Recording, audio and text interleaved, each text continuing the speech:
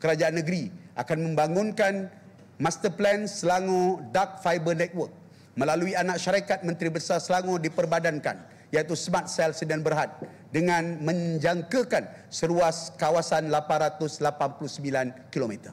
Jaringan ini akan berkeupayaan ataupun mengupayakan Selangor untuk memiliki rangkaian gentian optik berkelajuan tinggi dengan kos pembangunan berjumlah 267 juta yang mampu memberikan pulangan sebanyak 196 juta dalam tempoh 5 tahun.